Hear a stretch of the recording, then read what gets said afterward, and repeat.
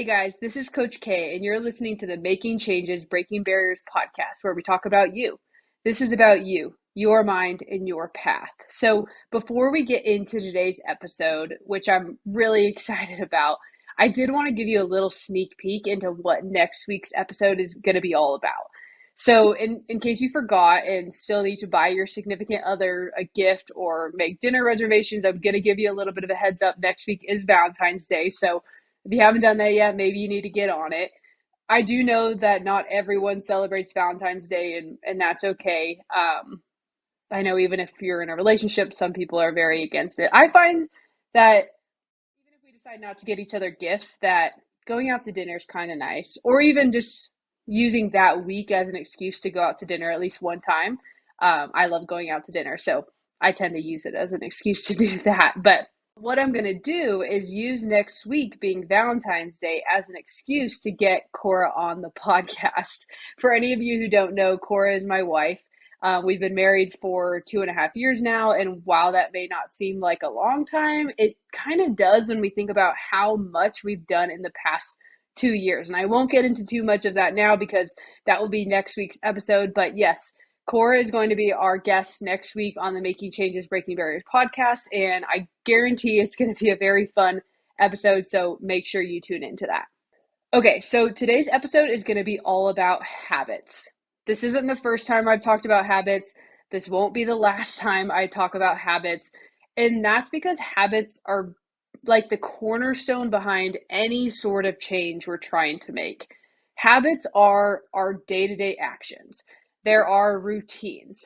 And our habits are also the parts of our lives that most people want to adapt when they're trying to make some sort of change in their life.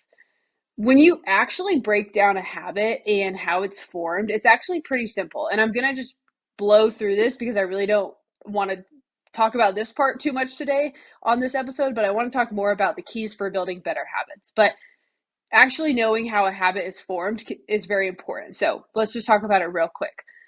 A habit starts with some sort of cue or trigger. Let's say it's something as simple as brushing your teeth, for example, okay? The cue or the trigger could be that you wake up. You wake up, you get out of bed, that's your cue or your trigger to start this habit of brushing your teeth. Next up is the craving. So after the cue and the trigger, there's the craving. And there's actually a common misconception here. We don't actually crave the habit, okay, like the action or the actual thought that the habit is. What we actually crave is the change in state we get from it, okay, from doing that action or thinking that thought. So the cue is, back to our example, the cue is to get up, get out of bed. Then the craving for us is maybe that clean feeling we feel in our teeth or the better smelling breath that we get from brushing our teeth. There's our craving. So then we have our cue, we have our craving. Next up is the response. This is going to be the actual action or the thought, what we actually think about as our habit, right? Maybe our habit is working out or it's eating healthy or whatever it is, okay? This is the actual action of the thought. So actually brushing our teeth is going to be the response here. And then lastly, to complete this habit loop, there's got to be some sort of reward. In this case, the reward is that your teeth feel better and your breath smells better, and maybe your wife even will give you a morning kiss now because of those things. Okay, so that's the habit loop. And like I told you, I'm going to blow right through it very quickly, but starts with some sort of cue or trigger. Then there's some sort of craving. Then there's the response, and then there's the reward. And there needs to be, for the most part, all of these things happening for this habit not only to be formed, but for it to continue. Okay. But here's the thing, and I can say this from much personal experience, and maybe you can as well. It's one thing to know how a habit is formed, and then it's a whole other thing to actually go out into the world and actually make changes to our habits. In order to change a habit, we have to break that habit loop that I just talked about. And this is really hard. It's not an easy thing to do. We have to get out of our routine and out of our comfort zone. And we have to change the way our brain most naturally wants to work. And this can be very difficult. So I want to give you the 6 keys I have found to build better habits in your life. Okay, so here we go. Number 1, the 6th key to building better habits in your life is going to be to find your most productive time of the day and use it wisely. This is one that I have found, especially in my adult life, to be the most important and the most effective in making sure that I have the habits and I'm maintaining these habits that I actually want in my life, that are benefiting me and that are helping me be productive and healthy and all these things. Okay. So we got to find the most productive time of the day. And how do we do this? The hard thing about this is it's not going to be the same for everyone.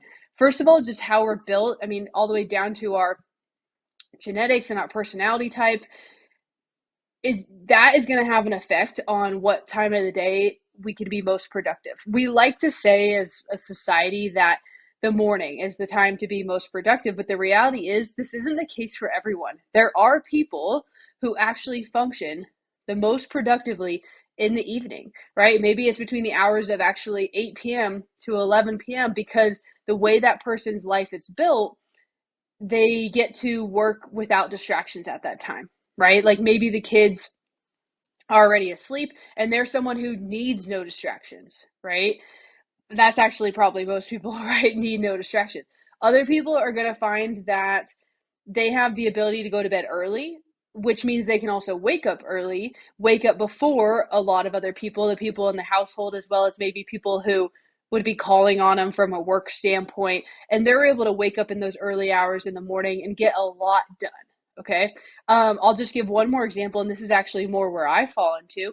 I find that if I'm able to get up somewhat early and get some of my like need to urgently get done work type things, like maybe respond to some clients, yeah, just some things that feel urgent. If I'm able to get a few things done, maybe in about an hour, then I can sit down and have around like a 2 to 3 hour time block where I don't have a lot of distractions because I got those things I needed to urgently get done, and I can really get a whole lot done.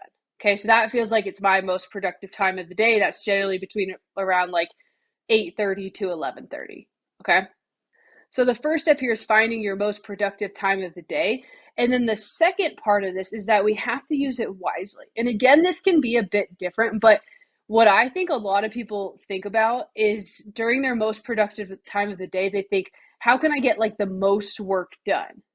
But the issue with this is sometimes that volume work is something that doesn't need as much brain power.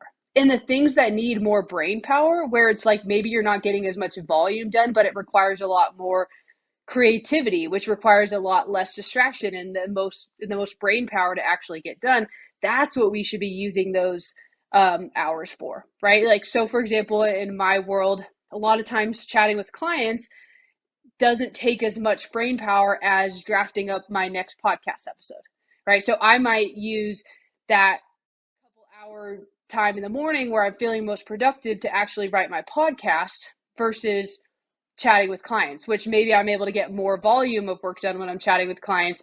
But if I leave this podcast to later in the afternoon where I'm starting to get a little tired, I don't have the creativity and the flow to actually write what I want to write.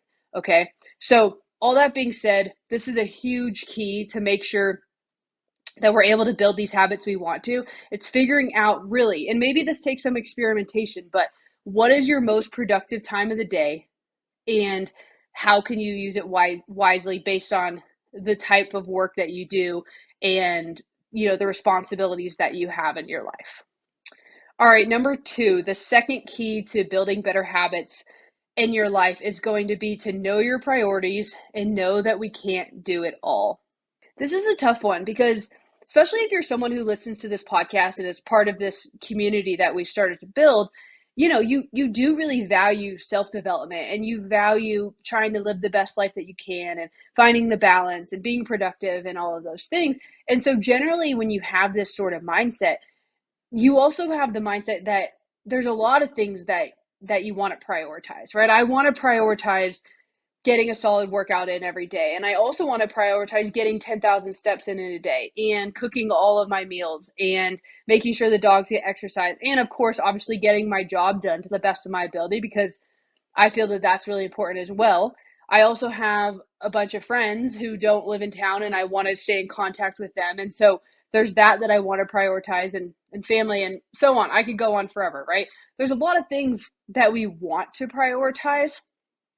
But when I say that we can't do it all, I just feel like that's so real. And it's something that I've experienced in my life as well. Even though I want to do all those things, I have to understand what the priorities are because on a daily basis, I do not have the time, let alone the mental bandwidth. I hit a wall come the end of the day where like I go into vegetation state and I need to just be done for the day, right? I do not have the bandwidth to do all of those things every day. There may be a day where I need to not answer a phone call from a family member because I have so much work I cannot even get on that phone for 10 minutes, right?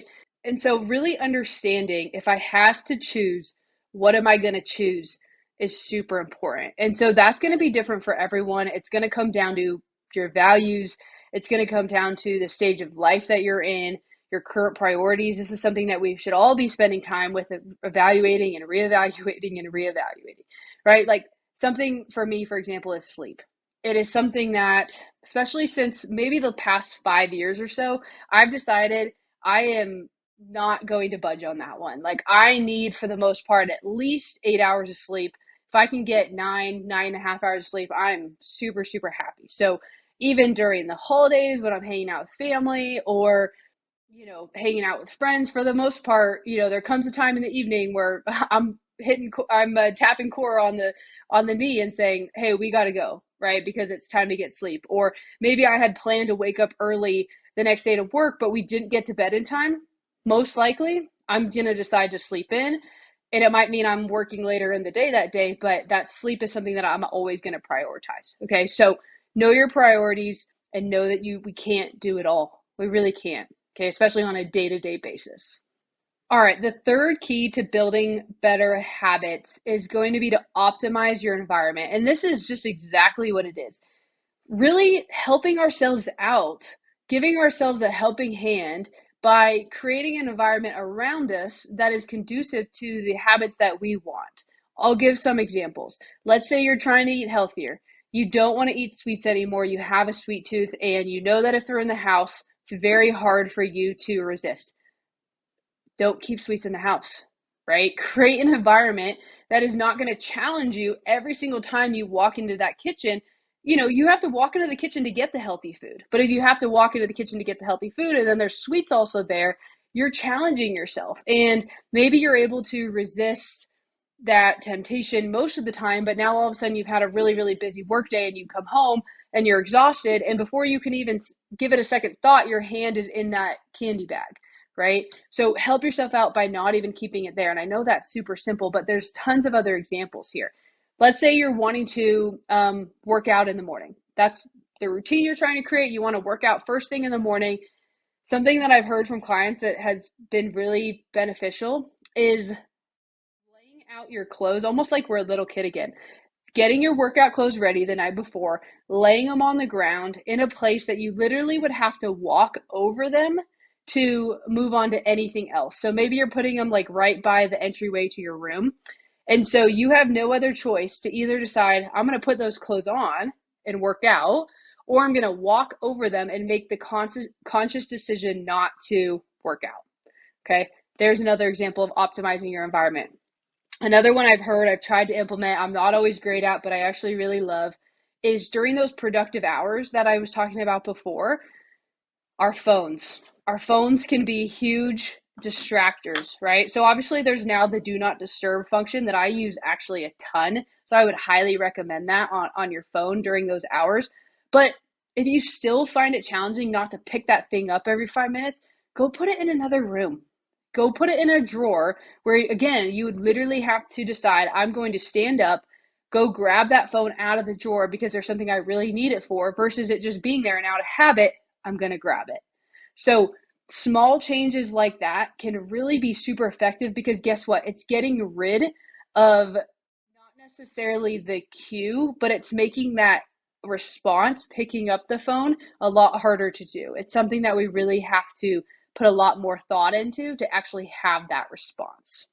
So optimizing your environment is super key. It's something that you can do for yourself too, which I really like. I'm going to talk a little bit in a second about how we need to find some accountability and support from other people as well. But optimizing your environment is something you can do for yourself. It's something you can take accountability for, and without really, for the most part, needing anyone else for that. All right, the fourth key to building better habits is going to be don't be afraid to play tricks on your mind.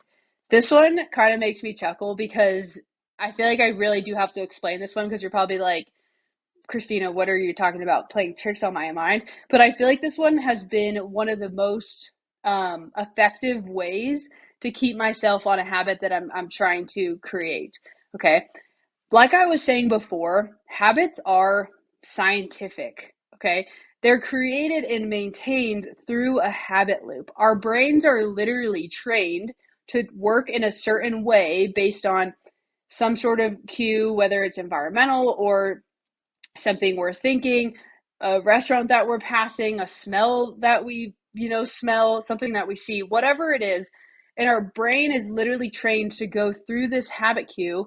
That's how our brain works. It's, and to, basically simplify the way that we do things. Okay. So with that being said, why can't we trick our brain to work in a different way and eventually train it to more easily accomplish the actions we want it to and form those new habits? I'll give an example, okay? Something that I've struggled with for almost my entire life, at least in my adulthood that I can remember, is I really like to snack at night. Okay. It's kind of like my reward to myself, right? We could talk about the habit loop. I finish my work, I close my laptop for the day. I might watch an episode of something, and that's my cue. Hey, where are the snacks? Whether I'm hungry or not, it's something that has formed as a habit in my brain. Okay. So that cue is I'm kind of done for the day, whatever, that means for that day. That craving is the tasty whatever I want to eat that day. Okay, the taste of the food is something that I'm craving.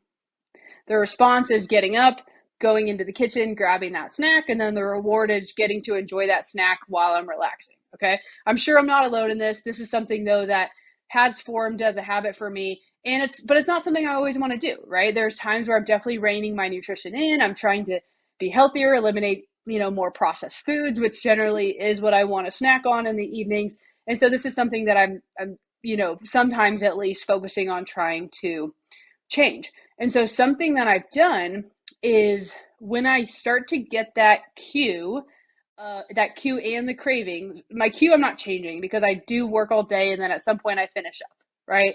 That I really couldn't change. But that craving, the craving of something sweet, is I've started to trick my brain by saying, hey, we're not going to have this right now, but if you wait until the morning while you enjoy your coffee, you can eat something sweet. All right. And so then what I did was I created these little like energy balls. They're kind of sweet, but a little bit more healthy. They have like oats and I think there's a little bit of maple syrup in them and some almond butter. It's one of those little like energy balls that there's tons of recipes for online.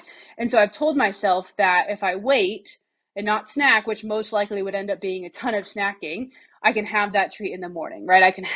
I can act on that cue and that craving by having the response of having that treat in the morning.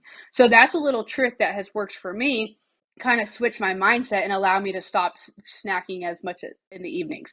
So there's tons of examples there, but don't be afraid to play some tricks on your mind. Figure out how can I kind of change the narrative, change my thought process. Maybe you can't change the cue. Maybe you can't even change the craving, but how can I change that response to still give some sort of response to that cue and that craving? Okay. All right, number 5, and I'm not going to talk about this one for too long because it is very simple, but so effective. And that fifth key to building better habits is going to be to use a calendar. Okay. I know this isn't the first time that you've heard this. Like I said, it's nothing special. It's not rocket science. But wherever you keep your calendar, and I know most of us use an online calendar like through your laptop or on your phone or whatever nowadays, schedule in the things that you want to schedule in. Whatever you have decided that you're going to prioritize for the day, get it in your calendar, okay? Like most of us will have already a work calendar, right? With meetings or things we need to get done and whatnot. But do you schedule in your workout time? right? Whenever you want to work out, maybe it's at 6 in the morning, maybe it's at 5 p.m. at night, put it in your calendar. Maybe it's grocery shopping. I know that I need to kind of plan out when I'm going to go grocery shopping because I'm pretty busy and it's hard to find the time. I'm going to put it in the calendar. Even important conversations that you need to have with people. Like, for example, Cora and I have started scheduling out when we're going to have like our more financial talks. We try and once a month talk about our budget and where we're at with it and how we did on spending on the previous month and what our plan is moving forward. And we started to put that in the calendar because it's not like the most fun conversation to have and it's something that we could easily put off. But when it's in our calendar, we know it's coming, we can kind of mentally prepare for it, and then we end up having it. Okay, so put things in your calendar if you want to get them done. All right, and the sixth key to building better habits in your life is going to be to find an accountability buddy. So, this is really the one thing with all of these keys and all the tips that I would give where we do have to rely on someone else. We have to rely on our support system, on our community. Having that support from other people, and I've talked about this on this podcast quite a bit, but can be key, super key to letting us accomplish the things we want to accomplish. And in this case, changing our habits, which can be difficult. And this can look really different. It doesn't necessarily need to be with someone that you live with. Okay. If it is, great. That does make it easier, especially if it's something like, wanting to eat healthier. Obviously, if the person that you live with is on board, it can be a lot simpler, right? But, maybe it's something like wanting to get back into a better workout routine. Even finding an accountability buddy online, like someone you find on Instagram who seems to have it down and they're working out every day. Like maybe even just checking out their page, seeing what workouts they're doing daily helps keep you accountable to you doing it daily, right? That doesn't even require necessarily much communication, but you can find accountability that way. Something I've done in the past is I've found like certain people who I really like to follow on YouTube, Nick Barr being one of those, and he posts very consistently like workout videos on his YouTube. And so what I found is watching those videos like in the evening kind of helped keep me accountable to getting my workout in the next day because it helped motivate me, right? But, maybe it is an in-person friend, a friend that you have who lives in town and you guys are going to go work out together a couple times a week. Or maybe it's a family member who can text and check in like, hey, I know you wanted me to hold you accountable to this habit that you're trying to change. Like, how's it going? And they're texting you daily. Get creative with it. There's a lot of ways that you can do this and find this accountability buddy, but I do think this can really, really be key. And I think it could be most beneficial when it is someone that you live with. I'm going to be completely honest because I know in our case, when Cora and I are on the same kind of mindset when it's coming to our nutrition and our fitness and honestly just like the overall productivity of our day, we're generally like rock solid. We're rock stars about it. We get it done. We're feeling really good. But as soon as like one of us starts to detour away from that, it starts to kind of pull the other one with them. Okay. And this is actually what the research shows and proves as well, right? Research has actually shown that the exertion of mental effort with someone that you're physically with is actually contagious. So whether that's not putting a lot of effort into something that's going to be contagious or putting a lot of effort into something that's also going to be contagious. So really pay attention to that and also with yourself, like how much the amount of effort you're putting into something, how is that affecting the people that you're around as well? Okay. All right, that's what I'm going to leave you guys with today. So hopefully some of those keys felt helpful to you and are something that you can take away and maybe put into play and see if they help you make some of the changes that you're trying to make. So with that being said, I will leave you with what I always leave you with. Changing your path will not be easy. It will be challenging. I'll say that over and over again, but it will be worth it. So do a self-check today. Are you on your path up your mountain? And if not, what path are you on?